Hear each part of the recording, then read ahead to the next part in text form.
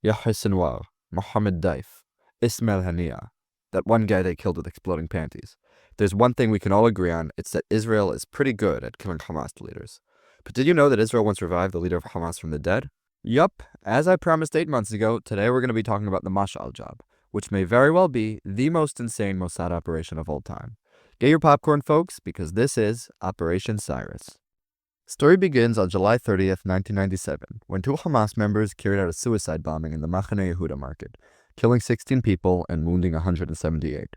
When Israeli Prime Minister Benjamin Netanyahu, who has been Prime Minister since the time of the dinosaurs, heard about the bombing, he was furious. He immediately called up Danny Yatom, chief of the Mossad, and ordered him to assassinate all the political leaders of Hamas. The Mossad actually wound up deciding not to kill the leader of the Hamas political bureau because he was... what? An American citizen living in Springfield, Virginia? The hell? Yeah, somebody remind me at some point to make a video about the absolute insanity that is the life of Musa Abu Marzouk.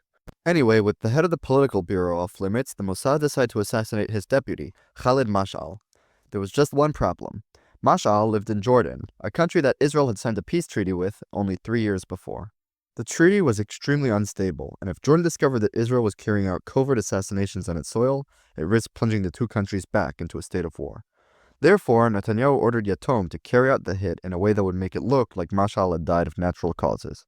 Yatom decided on poison as the method of assassination. The Mossad developed a brand new, extraordinarily deadly poison, which was the deadlier version of this drug, which I'm not going to say out loud because of YouTube. If even one drop got into Mashal's system, he would slowly start to feel drowsy until a few hours later he would fall into a coma and die. The poison left no traces and no antidote existed for it. Now, for the next part of this video, keep in mind that I've never done any sort of animation in my life, so it's going to be a bit hard for me to illustrate what's happening. Basically, the Mossad developed a plan. Every day, Mashal would get out of his car at the same time and walk toward the Palestinian Relief Bureau in Amman, the capital of Jordan. Now, if it wasn't obvious, the Palestinian Relief Bureau was just a front for the Hamas operations headquarters in Jordan. According to the plan, on the day of the assassination, an agent would walk behind Mashal and, using a Spider-Man web shooter-style ultrasound device, shoot a drop of poison onto Mashal's neck. But there was a problem. Wouldn't Mashal feel the poison land on his neck? To ensure that Mashal didn't notice anything, another agent, pretending to be a civilian, would walk up in front of him and open up a fizzy can of Coke all over him. In all the commotion, he wouldn't notice a single drop of poison land on his neck from behind. The plan sounds flawless, right? Nah, it sounds extremely stupid, but Yatom seemed to like it, and he gave the green light to go ahead. A team was put together from the elite assassin unit Kidon. It was led by legendary spy Mushka Ben David, who is now retired and writes Mossad spy fiction for a living. Two assassins with the false names Sean Kendall and Barry Beads were chosen to spill the coke and shoot the poison, respectively. And along with them came the Mossad's poison expert, the female operative, Dr. Platinum. Yeah, and by the way, if it wasn't clear, when an agent's image isn't available online, I take certain creative liberties when depicting them. Anyway, Platinum was terrifyingly good with everything that had to do with poisons. She had been involved in the kidnapping of Israeli nuclear technician Mordechai Vanunu from Italy to Israel, but that's a story for a different video. In addition to that, since the poison could wind up killing one of the agents if it got on them, the Mossad developed a single vial of antidote, capable of saving one person from the poison. I'm going to call it Chekhov's vial. The agents were sent on a flight to Amman. They were given fake Canadian passports and identities, which is kind of weird considering they could barely speak English. I'm just imagining it went something like this at the airport. Hello there, where are you two flying from? We are from the Canada. Alright, and where in Canada are you from? שיט אתה מכיר מקומות בקנדה מה בכלל? אתה שואל אותי? מי מכיר מקומות אמרתי לך בקנדה לחפש בכלל? לפני שהגענו לפה. Sorry, I didn't realize you two were from Quebec. Have a wonderful flight. After the agents arrived in Amman, they started tailing Mashal. But after a few days, the locals started to get a bit suspicious of the bizarre out-of-towners. The Mossad realized that they would have to carry out the operation immediately, even though it wasn't ready. The agents got into position as Mashal's car approached his workplace. But there was one factor that the agents didn't know about. Riding with him in the car was his young daughter. After the driver dropped Mashal off for his work, he would take Mashal's daughter to her kindergarten, like usual. Anyway, Mashal got out of the car and the agents got ready to carry out the hit. Right as Barry was getting ready to shoot the poison, something unexpected happened. Mashal's daughter didn't want her dad to leave, so she ran out of the car, yelling to her father to come back.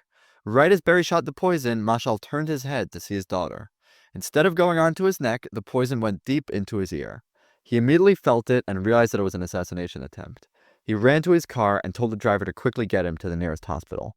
The two assassins ran to their getaway car and started fleeing the scene, but unluckily for them, an Afghan mujahid by the name of Mohammed Abu Saif happened to see what happened, and without a second thought, he started chasing the car.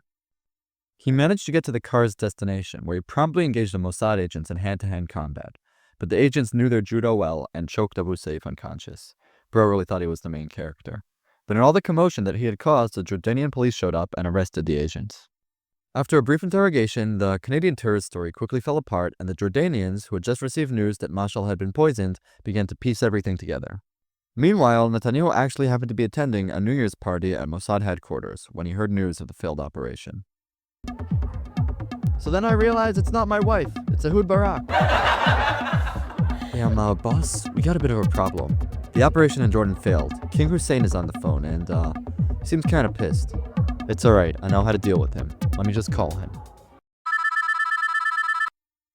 Hussein, how's my favorite semi-constitutional monarch? Netanyahu, do you have any idea what you've done? I mean, look, I have some general knowledge about the operation. It was a rhetorical question, goddammit. Mashal made it to the hospital, but its condition is rapidly deteriorating. The doctors have no idea how to treat this type of poison. Nothing they try works. Just now I've gotten word from the hospital that Mashal has stopped breathing. Pretty soon they're going to announce his death officially. Let me ask you something, Netanyahu. What percentage of the population of Jordan do you think is Palestinian? I don't know, 10, 20%? 70%, Netanyahu. 70%.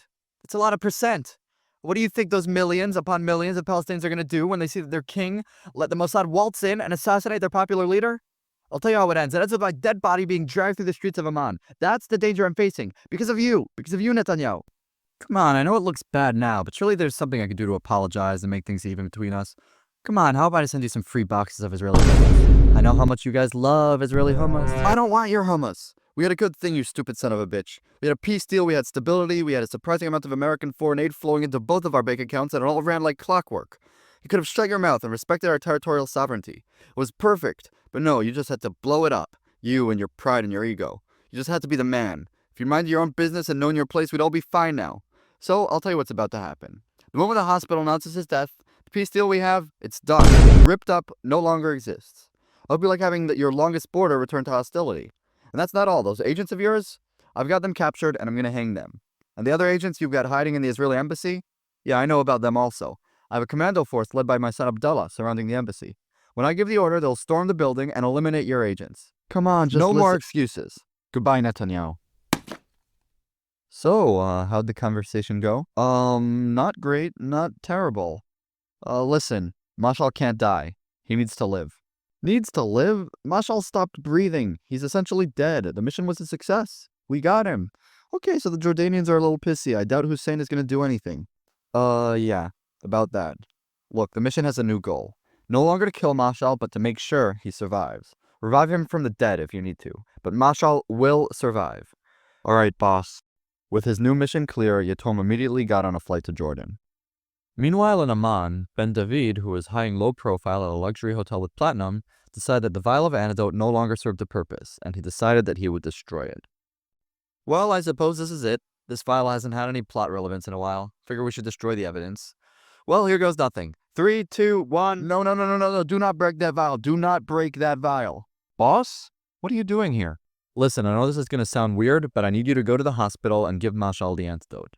We need to save his life. Save his life? Okay. Platinum, you heard him. Take this vial and head to the hospital. Meanwhile, the hospital was in chaos. The efforts of Chief Doctor Sami Rubaba had failed, and the medical staff had begun to accept Mashal's death. I just tried giving him medicine drug and it didn't do anything. That's never happened before. I don't know how we're supposed to— Hi there, I'm from the Mossad. I'm here to help. Long story. Anyway, did you give the patient medicine drug? Of course we gave him medicine drug. Hell, we even tried giving him mouse bites. Only stupid people give mouse bites. You are stupid. Actually, I think that— You are an Arab man. This vexes me. Anyway, working together, they administered the antidote to Mashal. There we go. I'm alive. Hey there. Who are you? I'm a Mossad agent who was sent to kill you and then sent to save your life. So, how long are you in Amman for? I need a goddamn Vicodin. With Mashal healed, the agents who were staying at the hotel were allowed to return to Israel. But Sean, Barry, and the 4 Mossad agents holed up in the Israeli embassy were still stuck in Jordan.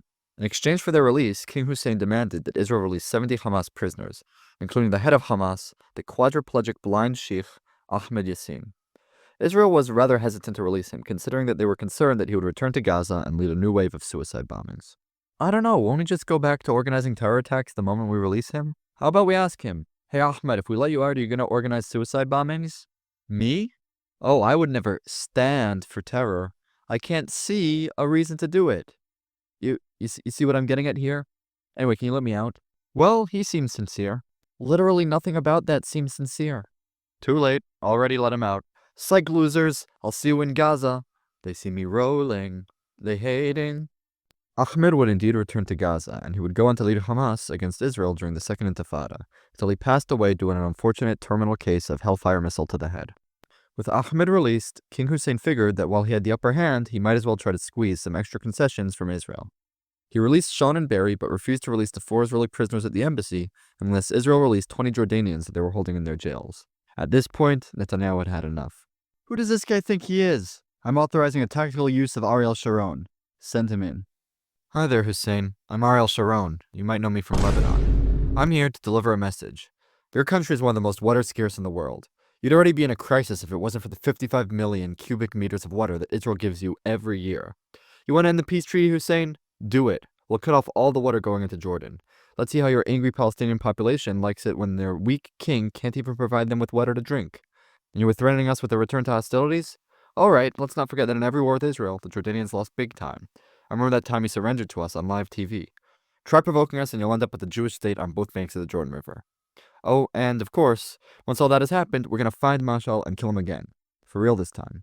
So what's it going to be? Want to give us our agents back? Bro, just take them. And with that, the Mashal affair finally reached its conclusion. And no one was more relieved to hear that than American President and Orthodox Rabbi Bill Clinton, who had been mediating between Netanyahu and Hussein in order to prevent an escalation of hostilities. Well done, Netanyahu. De-escalation was the right call here. Yep, I'm happy all sides involved managed to reach a peaceful conclusion. Who the hell said that? Anyway, in the fallout of the affair, Yatom resigned as head of the Mossad and was replaced by his deputy, Ephraim Halevi, who had helped organize the negotiations with Hussein. Both Sharon and Halevi would later state that Netanyahu had suffered a mental breakdown during the events and that it was almost impossible to talk to him while everything was going on. But interestingly, Israeli journalist Ronen Bergman, who knows a lot about everything that has to do with the Mossad, said that he considers Netanyahu's dealings with the crisis as one of his finest moments as prime minister. Why exactly he said this is unclear to me, but I figured I should mention it. Anyway, do you want to go all the way down the iceberg? This video is just the beginning, and things are going to get a lot crazier from here. I want to make some true deep dives and talk about things like rogue Israeli generals who became arms dealers in Africa, Jewish anti-Zionist militia rebellions, secret wars between Israel and Mauritania, and a mysterious group of ultra-Zionist Arabs who live deep in caves under the desert. But my channel needs your help. The channel is completely demonetized. I really want to make it work, and I have so much I want to talk about, so if you want to support me, I created a Patreon.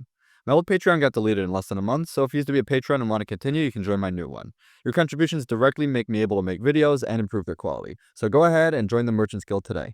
Anyway, that's all for today. I hope you enjoyed the video, especially considering that I spent more than $3,000 on the animation alone. If you learned something new, don't forget to absolutely defenestrate those like and subscribe buttons. As usual, all sources are in the description. You can message me at hasmonianhistorian@gmail.com for any video ideas, death threats, and marriage requests. Long live Nguema, and have a good one.